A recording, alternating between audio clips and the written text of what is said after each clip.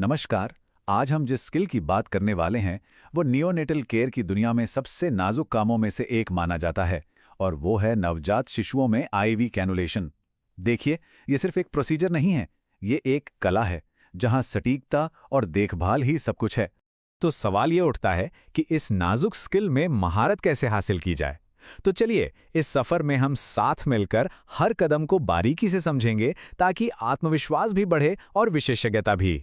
तो neonatal IV cannulation आखिर ये है क्या?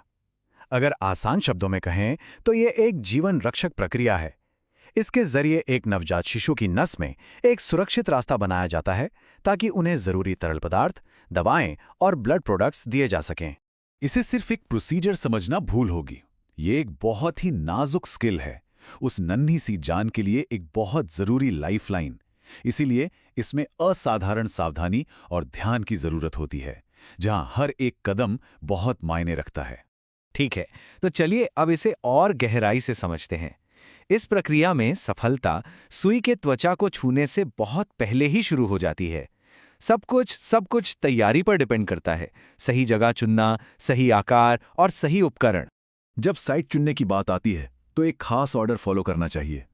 सबसे पहले हाथ का ऊपरी हिस्सा, फिर बाहां की नसें और उसके बाद पैर या टखने की नसें और हाँ, खोपड़ी की नसें। वो तो बस बहुत ही खास हालात में और स्पेशल ट्रेनिंग के बाद ही यूज की जाती हैं। लेकिन कुछ जगह ऐसी भी हैं जिन्हें हर हाल में अवॉइड करना है, जैसे कि जोड़ों के पास की जगह या कोई भी ऐसा हिस्सा जहां इन्फेक्शन, सूजन या पहले से चोट के निशान हों। और ऐसा क्यों? सीधी सी बात है, कॉम्प्लिकेशन से बचने के लिए ये बहुत जरूरी है। अच्छा, साइट तो चुन ली, अब कैन्युला का साइज कैसे चुने? देखिए, जो बहुत कम वजन वाले बच्चे होते हैं उनके लिए 26G बेस्ट है, जबकि प्री टर्म या टर्म बच्चों के लिए 24G। और हाँ, इमरजेंसी में 22G का भी इस्तेमाल किया जा सकता है। और यहाँ एक गोल्डन रूल है जिसे हमेशा याद रखना है। हमेशा वो सबसे छोटा कैनुला चुनें जो काम पूरा कर सके। ये बच्चे के लिए सबसे सुरक्षित और सबसे आरामदायक होता है। ओके, अब बारी है इक्विपमेंट की। प्रोसीजर शुरू करने से पहले डबल चेक कर लें कि सब कुछ तैयार है, स्टेराइल ग्लव्स से लेकर शार्प्स बॉक्स तक। याद रखिए, एक अच्छी तैयारी ही एक सक्सेसफुल प्रोसीजर की पहली सीढ़ी है। इक्विपमेंट तो ठीक है, पर उससे भी ज्यादा जरूरी क्या है? बच्चे की तैयारी। ये पक्का करना बहुत जरूरी है कि बच्चा गर्म, शांत और कंफर्टेबल महसूस कर रहा हो। इसके लिए नेस्टिंग या सुक्रोज जैसी टेक्निक्स का इस्तेमाल किया जा सकता है, क्योंकि एक शांत बच्चा वो इस पूरे प्रोसेस को बहुत आसान बना देता है। तो चलिए अब आते हैं प्रोसीजर के कोर पर, स्टेप बाय स्टेप टेक्निक, जहां सटीकता और सावधानी सबसे ज्यादा मायने रखती है। सबसे पहली और सबसे जरूरी चीज है एसेप्सिस, मतलब इन्फेक्शन को हर हाल में रोकना है। हाथ साफ करें, दस्ताने पहनें और सबसे इंपॉर्टेंट रूल, एक बार स्किन क्लीन कर दी तो उसे दोबारा छूना नहीं है। ये no touch rule non negotiable है। इंसर्शन के 5 मेन स्टेप्स हैं। चलिए एक एक करके देखते हैं। वेन को स्टेबलाइज करो, फिर 10 से 20 डिग्री के एंगल पर एंटर करो और ब्लड फ्लैशबैक का इंतजार करो। जैसे ही फ्लैशबैक दिखे, कैनुला को थोड़ा और आगे बढ़ाओ और आखिर में टॉर्निकेट को रिलीज कर दो। हर स्टेप अपने आप में जरूरी है। ऑलराइट, कैनुला लग गया, पर काम यहीं खत्म नहीं होता। अब सबसे बड़ा सवाल, क्या लाइन पेटेंट है? मतलब क्या वो ठीक से काम कर रही है? इसे चेक करने का तरीका है एक जेंटल सेलिन फ्लश। अगर कोई स्वेलिंग नहीं, कोई रेजिस्टेंस नहीं और बच्चा कंफर्टेबल है, मतलब सब ठीक है। लेकिन अगर स्किन में सूजन या सफेदी दिखे तो ये एक रेड फ्लैग है। इसका मतलब है कैन्युला को तुरंत हटाना होगा।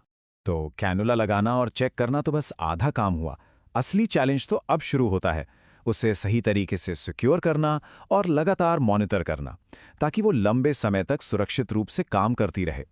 इसे सिक्योर करने के लिए कुछ बातें ध्यान में रखनी है। हमेशा ट्रांसपेरेंट ड्रेसिंग का यूज करें ताकि इंसर्शन साइट दिखती रहे। ट्यूबिंग को लूप करें ताकि उस पर खिंचाव ना आए।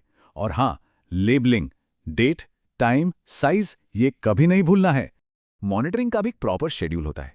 नॉर्मली हर शिफ्ट में स्वेलिंग, रेडनेस या लीकेज के लिए चेक किया जाता है। लेकिन अगर बच्चा क्रिटिकली इल है तो ये चेक हर घंटे होगा और एनआईसीयू पॉलिसी के हिसाब से 72 से 96 घंटे बाद इसे बदलने पर भी विचार किया जाता है। चलिए अब बात करते हैं इस स्किल को मास्टर करने की। वो कौन सी कॉमन मिस्टेक्स हैं जिनसे बचना है, और वो कौन से की पॉइंट्स हैं जो एक अच्छे प्रैक्टिशनर को एक्सपर्ट बनाते हैं। ये कुछ कॉमन मिस्टेक्स हैं जिनसे बचना बहुत ज़रूरी है। क्लीन की हुई स्किन को फिर से छूना, ब्लाइंड अटेम्प्ट्स करना, बहुत ज़्यादा टाइट टेप लगाना या फोर्सफुली फ्लश करना। ये छोटी छोटी गलतियां ही हैं जो बड़ा डिफरेंस पैदा करती हैं। और ये एक रूल है जिसे पत्थर की लकीर समझ लीजिए। एक इंसान सिर्फ 2 अटेम्प्ट्स बस। क्यों? क्योंकि हर एक्स्ट्रा अटेम्प्ट बच्चे के लिए तकलीफदेह है, उसकी नसों को नुकसान पहुंचाता है और आगे के लिए कैन्युलेशन और मुश्किल कर देता है।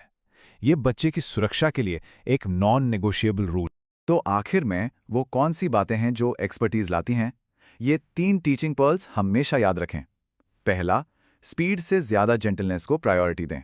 दूसरा, दर्द के साइंस को समझने के लिए बच्चे के बिहेवियर को ऑब्जर्व करें। और तीसरा, अगर ज़रा भी डाउट हो तो फ्लश करने से पहले हमेशा किसी सीनियर से पूछें। तो आखिर में बस यही कह सकते हैं कि ये सिर्फ एक प्रोसीजर नहीं, ये एक आर्ट है। जेंटल हैंड्स, स्ट्रिक्ट एसेप्सिस, सही साइज और कांस्टेंट मॉनिटरिंग, यही वो 4 स्तंभ हैं जिन पर ये लाइफ सेविंग प्रोसीजर टिकी हुई है।